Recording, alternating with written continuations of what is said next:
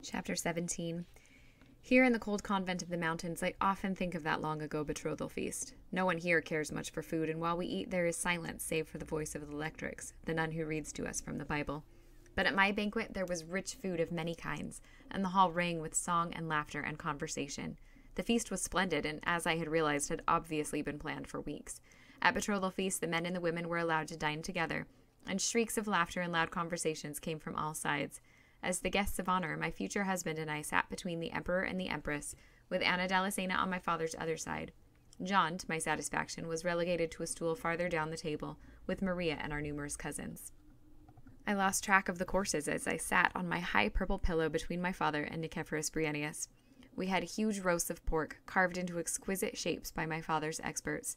We ate fish from both the rivers and the sea, one of them with my favorite green sauce, fat duck stuffed with raisins, boiled chicken, tiny fried artichokes that you could pop whole into your mouth, sweet asparagus, many different salads, and fruit, apples, melons, dates. There were hundreds of guests. Aunts, uncles, cousins, and courtiers, people familiar with me since my childhood, mingled with foreign visitors, and the babble of many tongues was deafening. I looked down the long rows of tables. There was red-headed Maria, soon to be betrothed herself. I caught a glimpse of a head of short gold hair, and my heart skipped a beat. Was it Constantine? No, of course it couldn't be. Still, my appetite suddenly deserted me, and I leaned back in my chair, feeling ill. But I knew better this time than to leave the room, so I squeezed my eyes shut, trying to keep from crying. A few tears oozed out and flowed down my cheeks as I remembered that long-ago conversation with Constantine. Our first meeting was sweet, he had said. My first meeting with Briennius had not been unpleasant, but there had been nothing particularly sweet about it. No one noticed my silence or my tears in the confusion of the banquet. Servants constantly moved among the tables, pouring red wine into the goblets. The company grew louder and louder, singing bridal songs. Some of them were in such ancient language that I could not comprehend all the words, but I understood enough to make me blush. I thought my mother would be scandalized, but she was singing with the rest of them. Her cheeks were flushed, and she laughed long and loud at some of the songs. A servant refilled my goblet, and I drank thirstily. My appetite made a weak return.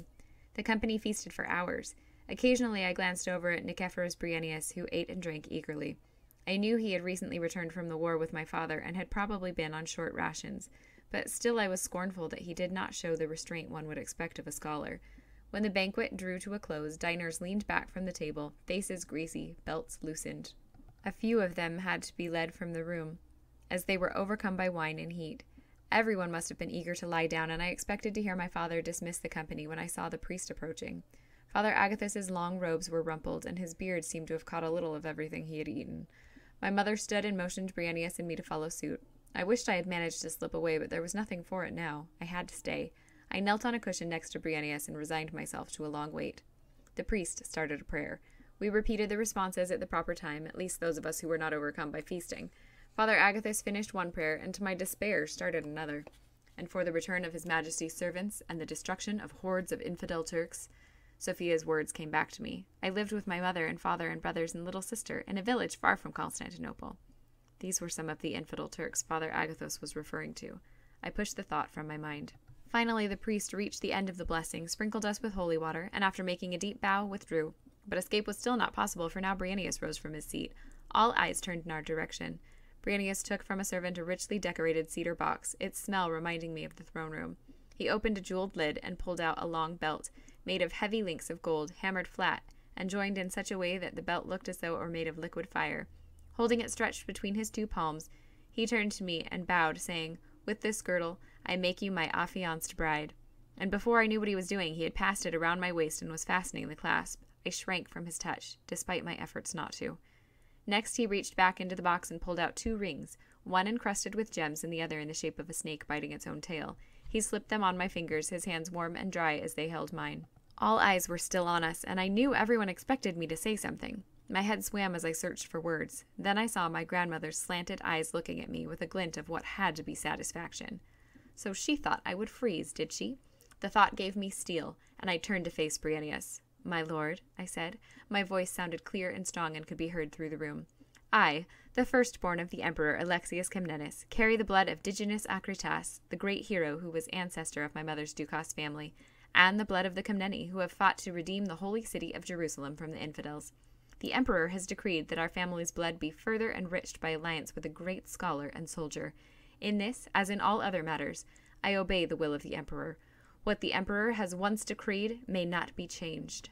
My grandmother's expression had altered. Instead of holding a glint of triumph, her eyes were veiled, their heavy lids half closed as she looked at me appraisingly. I knew she had understood me.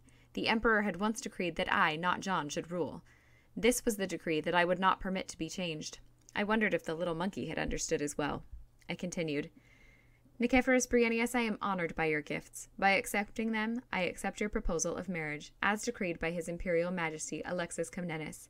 I bowed to Bryennius, who bowed in return. Together we faced the emperor, and both of us knelt.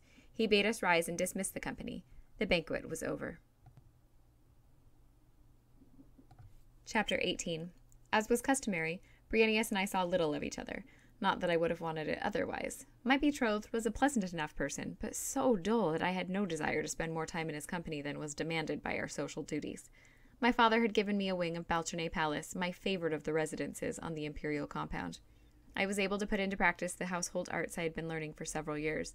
After all, I wearily reminded myself as day followed day in tedious sameness, my mother says that a palace is just a large house. I was mistress of the house, and was responsible for all its inhabitants, princess or no.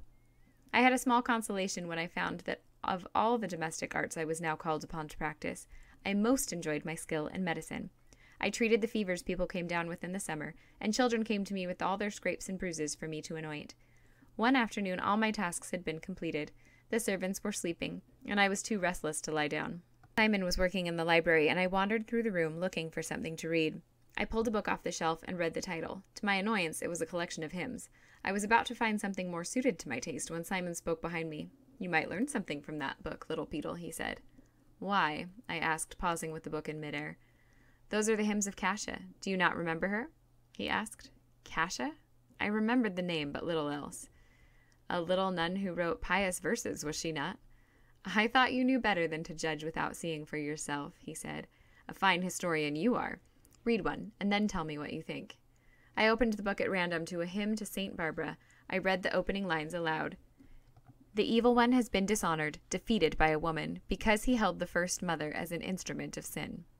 Astonishing. This wasn't the usual little nun, nor was it pious as I had expected, but a severe condemnation of those who committed wrongs. I turned a few pages and read a poem about Christina the Martyr.